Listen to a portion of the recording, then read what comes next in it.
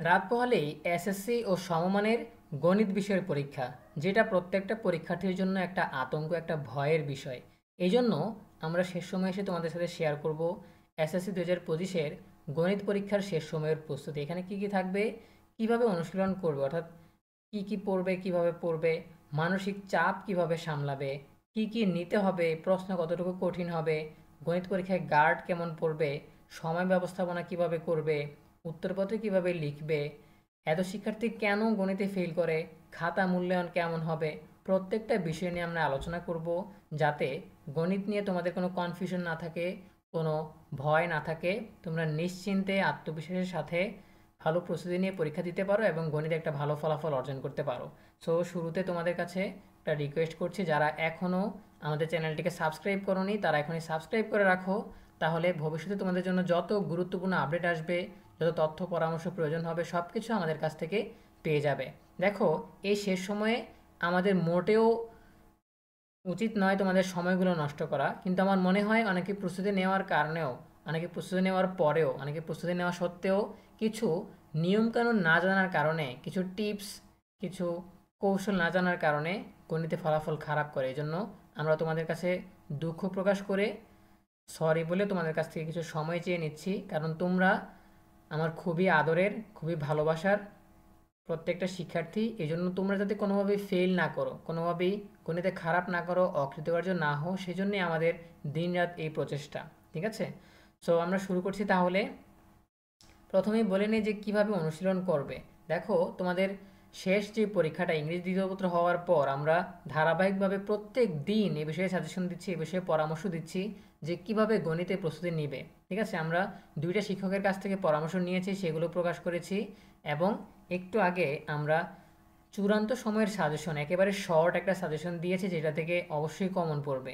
সুতরাং এই ভিডিওগুলো তোমরা যদি দেখে নাও একটু সময় নিয়ে, তাহলে অবশ্যই তোমরা অনুশীলন কিভাবে করবে সে বিষয়ে বিস্তারিত জানতে পারবে। ঠিক আছে?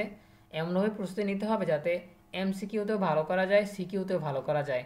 অনেকে সিকিউতে খুব বেশি মনোযোগ দিয়ে এমসিকিউতে খারাপ করে ফেলে, সেটা কোনোভাবেই করা যাবে না।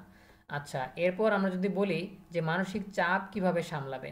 দেখো, আমরা যদি রুটিনের দিকে তাকাই, তোমাদের রুটিন যখন দিয়েছিল তখন থেকেই তোমাদের পরীক্ষা নিয়ে অনেক অনেক গুজব ছিল, যে এবছর কড়া পরীক্ষা হবে, কি না কি হবে, কি না কি হবে। এই আতঙ্ক থেকে তোমরা অলরেডি বের হয়ে এসেছো, কারণ তোমাদের কয়েকটা পরীক্ষা শেষ হয়েছে, তোমরা বুঝতে পেরেছো যে পরীক্ষার পরিবেশ কীরকম। এতে গেলে একটা মানসিক চাপ কমলো। এরপর তোমাদের বাংলা প্রথম প্রথম পরীক্ষাটা গেছে, এটা নিয়ে অনেকের ভয় থাকে, সেই ভয়টাও কেটে গেছে। এরপর ইংরেজি নিয়ে অনেকের দুশ্চিন্তা থাকে, সেই ভয়টাও কেটে গেছে। এখন তোমাদের মানসিক চাপ অনেকটাই কমে এসেছে, আর গণিত শেষ হলে মানসিক চাপ আরও বেশি কমে যাবে। সুতরাং অনেকটা চাপ তোমাদের কাছ থেকে কমে এসেছে। এখন তোমাকে অনেক মানসিক বল নিয়ে এই গণিত পরীক্ষাটায় অংশগ্রহণ করতে হবে। ঠিক আছে? আত্মবিশ্বাস নিয়ে গণিত পরীক্ষাটায় অংশগ্রহণ করতে হবে। ঠিক আছে?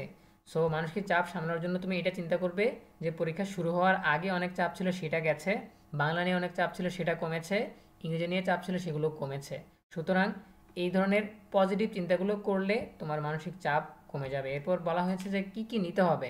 আচ্ছা, অন্যান্য বিষয়ের চেয়ে কিছু কিছু বিষয় বা কিছু কিছু জিনিসপত্র অতিরিক্ত নিতে হবে। যেমন সাধারণ সময় আমরা প্রবেশপত্র, রেজিস্ট্রেশন কার্ড, কলম, পেন্সিল, স্কেল এগুলো নিয়ে থাকি। এর পাশাপাশি গণিত পরীক্ষা যেহেতু, জ্যামিতির জন্য জ্যামিতি বক্স নিতে হবে।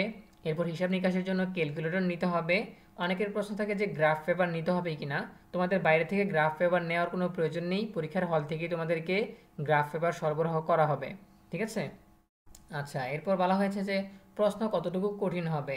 এই এই প্রশ্নটা অনেক শিক্ষার্থীরই থাকে। এটা একটা সাধারণ উত্তর রয়েছে, সেটা হচ্ছে তোমাদের প্রশ্ন কখনোই আদর্শ মানের চেয়ে একটু এদিক সেদিক হবে না। প্রশ্নে কিছু কিছু প্রশ্ন থাকবে একেবারে সহজ মানের, কিছু কিছু প্রশ্ন থাকবে মধ্যম মানের, কিছু কিছু প্রশ্ন থাকবে একটু কঠিনতম। ঠিক আছে? সো 25% প্রশ্ন থাকবে একেবারেই সহজ, তারপর 50% প্রশ্ন থাকবে মোটামুটি সহজ, আর একটু কঠিন থাকবে 25% প্রশ্ন। ঠিক আছে? এটা হচ্ছে প্রশ্নের একটা স্ট্যান্ডার্ড মান। এই স্ট্যান্ডার্ড মান ফলো করেই তোমাদের প্রশ্ন তৈরি করা হবে। ঠিক আছে? কঠিন থাকবে, সহজ থাকবে, মধ্যমানের থাকবে, সব কিছু মিলিয়েই প্রশ্ন হবে। এরপর আমরা যদি দেখি গণিত পরীক্ষায় গার্ড কেমন হবে। দেখো, পরীক্ষায় গার্ড কেমন হবে এ বিষয়ে তোমরা পরিচিত, কারণ 3টা পরীক্ষা তোমাদের ইতিমধ্যেই হয়েছে। এখন গণিত পরীক্ষার দিন সাধারণত ওইরকম গার্ডই হবে, গত 3টা পরীক্ষা তোমরা যেরকম দিয়েছো। এখন এটার ক্ষেত্রে একটু হেরফের হতে পারে। মনে করো যে তোমার কক্ষে যেই পরিদর্শক পড়েছে সে একটু কঠিন মেজাজের মানুষ, সে একটু কড়া গার্ড দিতে পারে। আবার কেউ একটু নমনীয়, সে একটু নমনীয়ভাবে গার্ড দিতে পারে, ঠিক আছে? সো পরিদর্শকের মন মানসিকতা উপর নির্ভর করছে যে গার্ড কেমন পড়বে। তবে খুব বেশি কঠিন কিংবা খুব বেশি নমনীয় হওয়ার কোনো সম্ভাবনা নেই। এরপর সময় ব্যবস্থাপনা কিভাবে করবে, এই প্রশ্নটা খুবই গুরুত্বপূর্ণ। কারণ হচ্ছে অনেকে প্রশ্নের উত্তর জানা সত্ত্বেও সঠিক সময় বা পর্যাপ্ত সময় না থাকার কারণে লিখতে পারে না। অনেকে আবার এমসিকিউ শেষ করতে পারে না। সুতরাং আগে থেকেই তোমাদেরকে মেন্টালি প্রিপারেশন নিতে হবে যে তুমি 30টা এমসিকিউ 30 মিনিটের মধ্যে সলভ করে অবশ্যই উত্তর শেষ করবে, ঠিক আছে? অনেকে দেখা যায় একটা এমসিকিউতে ক্যালকুলেশন করতে করতে করতে করতে কয়েকটা এমসিকিউর সময় শেষ করে ফেলে, ঠিক আছে? সো তোমাদেরকে অবশ্যই সময়ের দিকে লক্ষ্য রাখতে হবে। প্রত্যেক এমসিকিউর জন্য গড়ে 1 মিনিট, কিন্তু তোমার তার চেয়েও আগে শেষ করার প্রস্তুতি নিতে হবে যে আমি 25 মিনিটে শেষ করব। এই জন্য যেগুলো মুখে বা চট করে উত্তর দেওয়া যায় সেগুলো অবশ্যই খুব দ্রুত সময় শেষ করে ফেলতে হবে। এরপর যেগুলোতে ক্যালকুলেশন আছে বা হিসাব নিকাশ আছে সেগুলো একটু সময় নিয়ে, তবে কোনোভাবেই একটা এমসিকিউর জন্য 2 মিনিটের বেশি সময় ব্যয় করা যাবে না। সুতরাং ক্যালকুলেশন করলেও দ্রুত ক্যালকুলেশন করতে হবে। আর ক্যালকুলেশনের ক্ষেত্রে আর একটা বিষয় বলে দিচ্ছি, সেটা হচ্ছে যেটা আমরা উত্তরপত্রে লিখে আলোচনা করতাম, তবে যেহেতু মনে এসেছে বলে দিচ্ছি কারণ ভুলে যেতে পারি। তো সেটা হচ্ছে কোনো এমসিকিউ করার জন্য মনে মনে ক্যালকুলেশন করতে গিয়ে দেরি করা যাবে না। তোমাদের যে লিখিত খাতার উত্তরপত্র আছে সেখানে রাফ করে ফেলবে দ্রুত গতিতে। একেবারে লাইন বাই লাইন লিখে লিখে করতে হবে এমন না, তুমি নিজের মতো বুঝতে পারো এরকমভাবে দ্রুত একটা রাফ করে ফেলবে, পরবর্তী এটা কেটে দিলেই হবে। এরপর সৃজনশীলের ক্ষেত্রে আমি বলবো যে সময় লক্ষ্য রেখে অবশ্যই লিখতে হবে। তোমরা 60টা সৃজনশীলের জন্য সময় পাবে 2.5 ঘন্টা। তার মানে তোমরা 21 মিনিট করে সময় পাবে প্রত্যেকটা সৃজনশীলের জন্য। এখন ব্যাপার হচ্ছে অন্যান্য বিষয়ের তুলনায় গণিতে কিন্তু লেখা কম। এমনিতেই ক খ গ ঘ 4টা প্রশ্নের জায়গায় 3টা ক খ গ। আবার যেখানে তোমার গ ঘ 1 পৃষ্ঠা 2 পৃষ্ঠা লিখতে হয়, কিন্তু গণিতের ক্ষেত্রে কম লিখতে হয় কারণ গণিতের লেখা অনেক কম, কম লিখে ভালো নম্বর পাওয়া যায়, ঠিক আছে? সো তারপরও যেহেতু এটা একটা মেধাভিত্তিক বিষয়, ঠিক আছে, ম্যাথমেটিক্যাল বিষয়, হিসাব নিকাশের বিষয়, এই জন্য সময় একটু বেশি লাগে। এই জন্য যত দ্রুত সম্ভব শেষ করতে হবে। যেই সৃজনশীলটা ভালো পারো সেটা আগে দিয়ে ফেলতে হবে।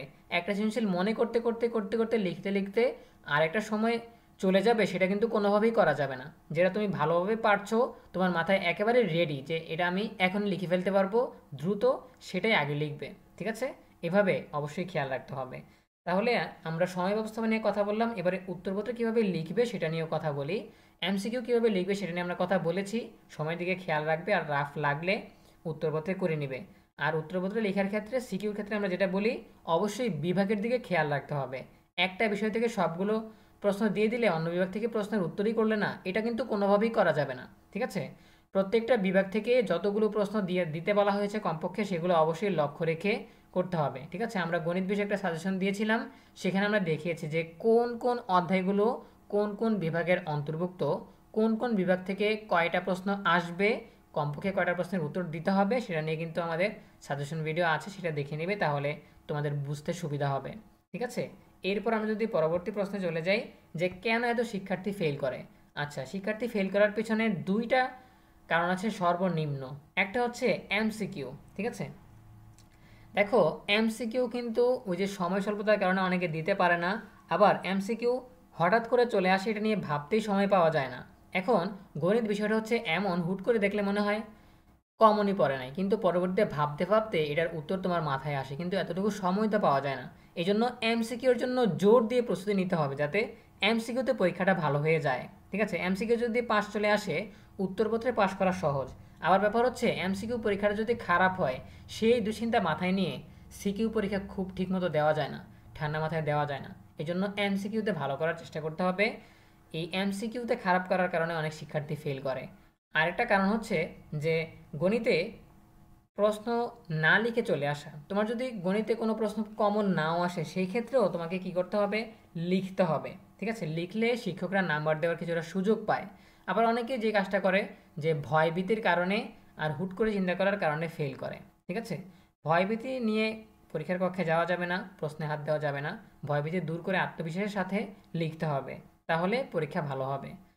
আমি যেটা বলছিলাম যে প্রথমে দেখলে মনে হবে যে প্রশ্নের উত্তরটা আমি পারি না, কিন্তু ভাবতে ভাবতে পরে প্রশ্নটা মনে আসে।